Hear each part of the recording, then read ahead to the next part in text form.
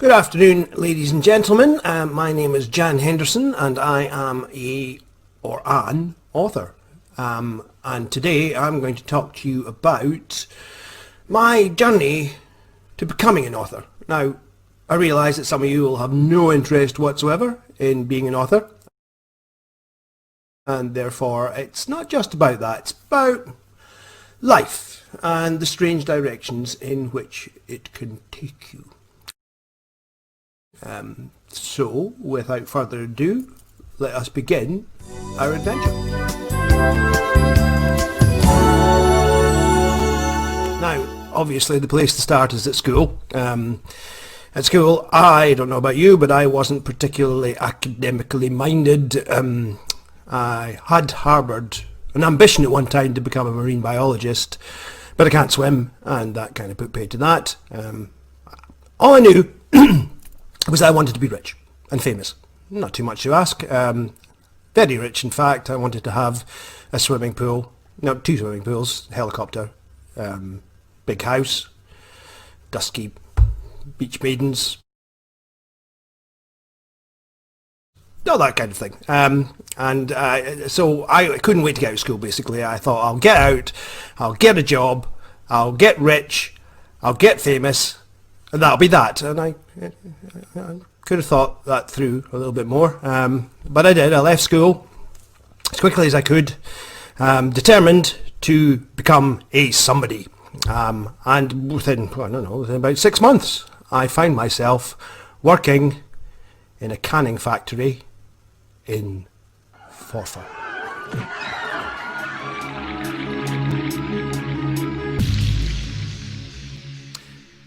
Now, as you can see from that little clip, Forfar wasn't the nicest place in the world, and neither was working in a canning factory on the night shift. My job was basically to stand beside a conveyor belt and watch fruit go up the conveyor belt, into cans, and then off they went to be sealed.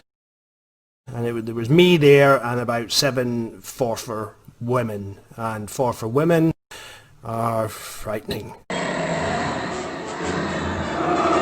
They were all about the size of fridges, and they talked to each other like this. And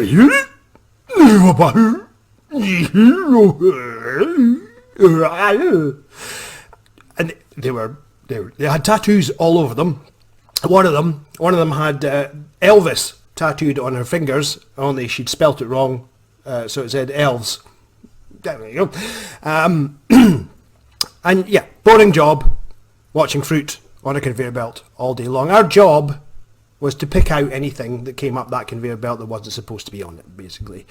And you wouldn't think that anything particularly odd would come up the conveyor belt, but then you'd be wrong. Once a dead rat came up the conveyor belt, and we looked at it, and I'm saying, maybe somebody should pick that dead rat out of the conveyor, and the women are going, I'm not touching that. No.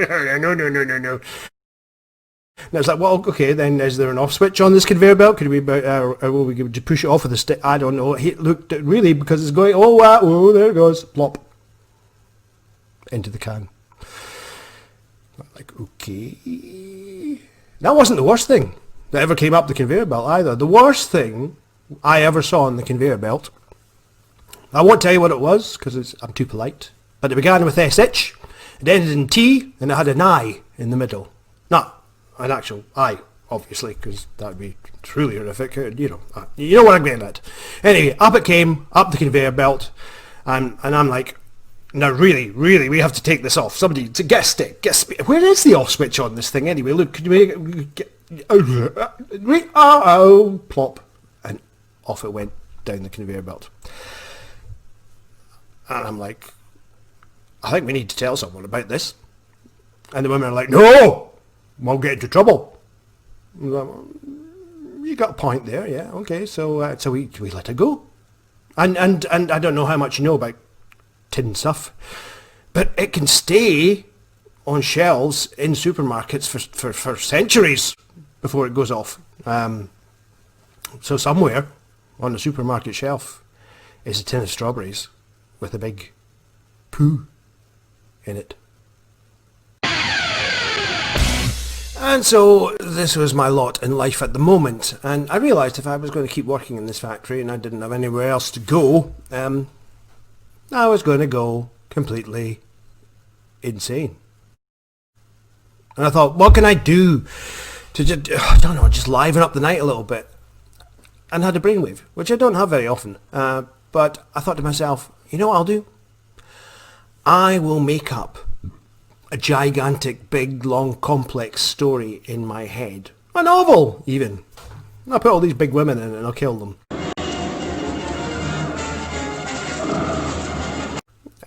It'll be a masterpiece. And so that's what I did. Night after night I'd be going and thinking of this wonderful, fantastic story. And eventually I finished it. And I even thought about writing it down, but then I discovered that there was a film called The Never-Ending Story had come out, which had exactly the same plot. So I abandoned that. And I thought to myself, you know what, I got to get out here. I'm not going to get rich and famous here, am I? No, absolutely not. So I took a chance. Some might call it stupidity or bravery, but mainly stupidity. I took all the money I'd saved up. I bought myself a plane ticket, a return ticket to America. And once I got off the plane in New York, I threw away the ticket so that I couldn't get back. And I thought to myself, right, that's it. This is America. This is the land of opportunity. This is the place where anybody, even a nobody like me, can become somebody. I will now surely become rich and very, very famous. So, within a space of 6 months, I found myself working as an Easter bunny in a mall in Texas.